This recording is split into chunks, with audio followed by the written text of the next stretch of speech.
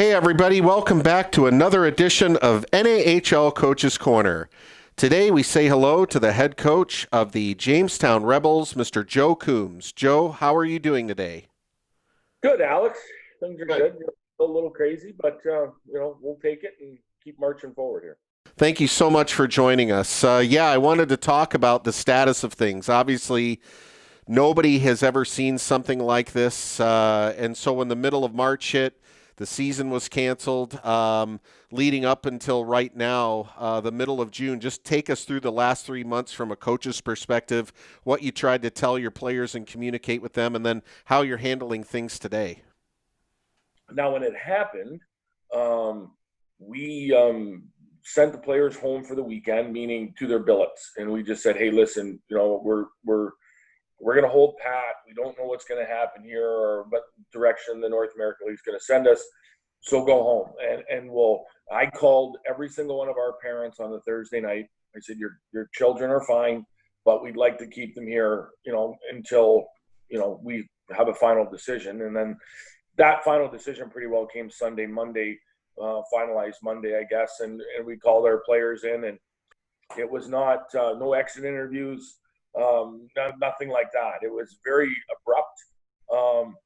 I know we had no team functions that weekend. It just ended.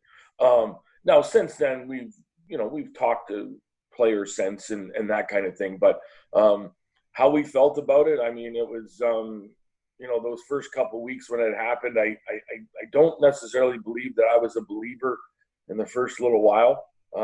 Then we got locked in to our home. New York State is one of the, if it's not the toughest state in regards to restrictions, and it certainly has to be one of the top three. And we locked our own children in for a couple months. We really didn't do a lot. We were doing all our recruiting, everything like that, via video and phone, and things were moving along. But how we felt about it, I to be honest with you, I still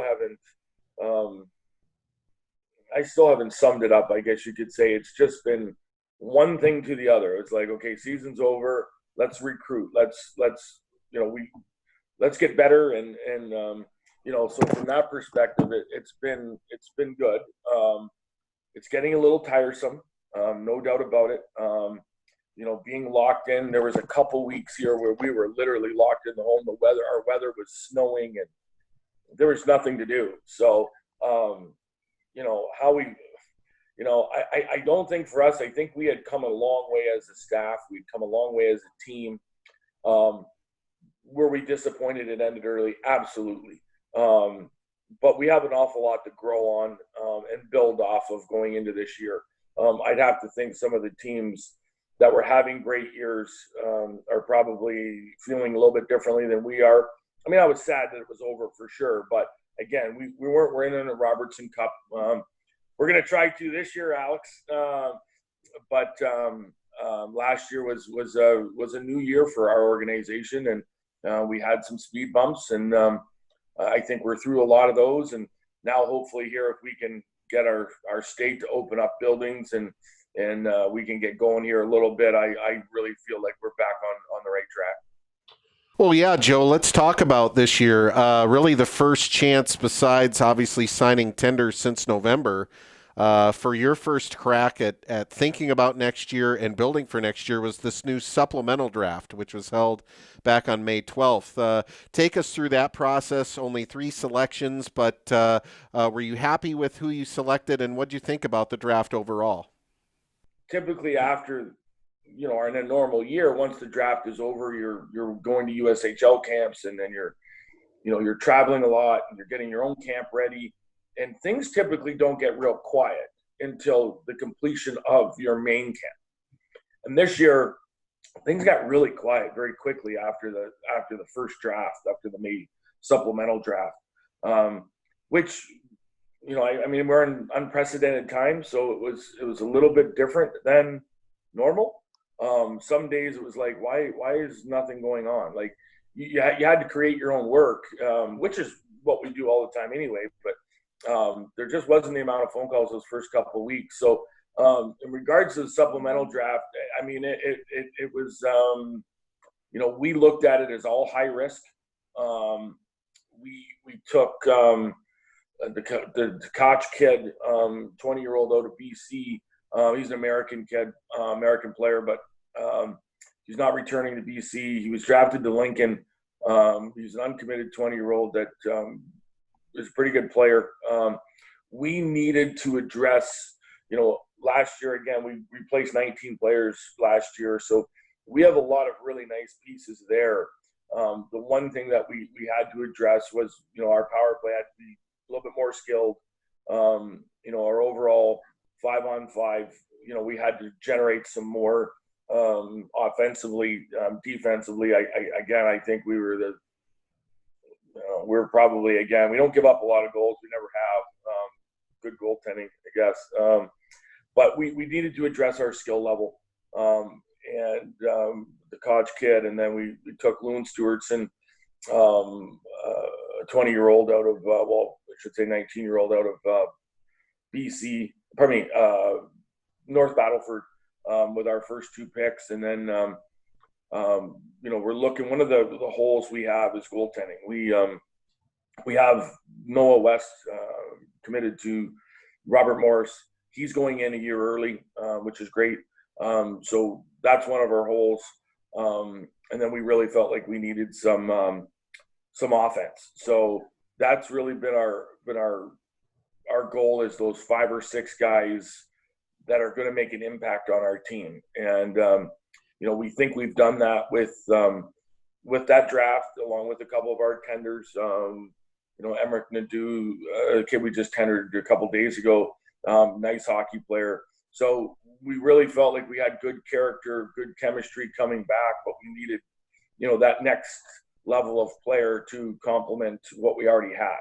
So that was really our focus. We felt like we accomplished that. Now, obviously, we drafted the McCarthy kid, strictly goaltender out of Dubuque, strictly out of numbers. Like, the numbers, 2 and 2 make 4.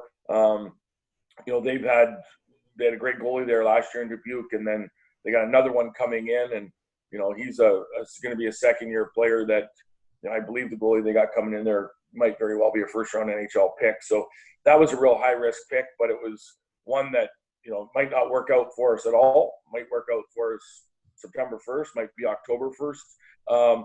But he's a bona fide number 1 starter in our league, and if we get him, great. We plan on being 2 or 3 deep at every position. So there's a lot more risk, I guess you could say, on our part taken in that. The draft coming up in July, we will. There won't be as much risk for us as there was in the priority draft. But in the North American League, you got to take a little bit of risk, because if you get them, you got yourself a great player that a lot of North American teams don't have. If you get them, so we used it, I guess, as like normal. The first couple of rounds of the draft are going to be a little bit higher, more risk than later ones, and that's what we did. Joe Coombs with us here on the NAHL Coaches Corner. Joe, you've been doing this a while. You're one of the veteran guys in the North American Hockey League, with the same organization now for a number of years. And as you look back on your NAHL career, I'm wondering, from your perspective, what are maybe the 1 or 2 things that you enjoy best about being a coach in the NAHL? Well, metaphorically, I'm a big believer in helping young people, young men.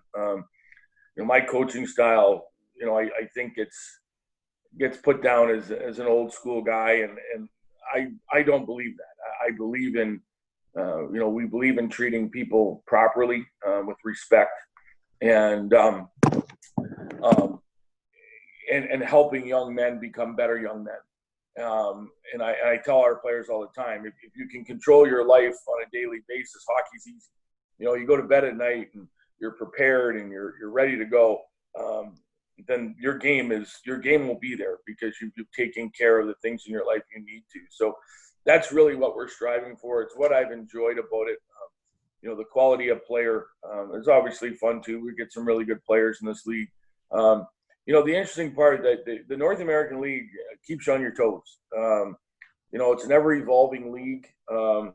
Sometimes it's frustrating. You'd sort of like to settle into a nice routine for 2 or 3 years, and and sort of figure it out. And our league is ever changing. There's always a dynamic that you think you have and you don't have, or there's an addition of teams, or there's a subtraction of teams. I'd really it's been that way forever. I've been a coach 20 years and been in junior hockey 19 of the 20 years that I coached, and the North American League is always evolving in a lot of great ways. And even for us as coaches, we're constantly evolving. The league's evolving. The league's constantly getting better. There's a lot more parity in the league than there used to be. There's a lot of great coaches in the league. There's an awful lot in this league that you enjoy. I shouldn't say enjoy it every day, but it's a great league. These young men have an opportunity. I know my owner, he has no skin in the game in regards to, he does this for passion, and he wants to see kids have an opportunity to better themselves. And that's why he does it. He has there's no family involved. There's no, he wants to win. He wants to be competitive. But he wants to see kids, again, become better young men and productive people in society. And I think as a whole, the North American League does that wonderfully. But I certainly know that that's our goal here in Jamestown. Last question for you, Joe. Over the next 4 to 6 weeks, NAHL teams are finally going to be able to have tryouts, camps, trying to pick a roster here for the 2020-21 season.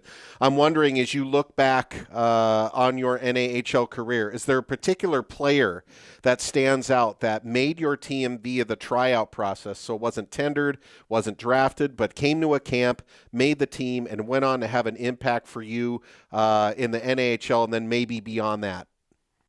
A couple other that are similar. I think our captain, Dom Garcia, we tendered Dom. I guess Dom will be a junior. He's at Arizona State, right? So, he was a kid that we tendered that ran the gauntlet.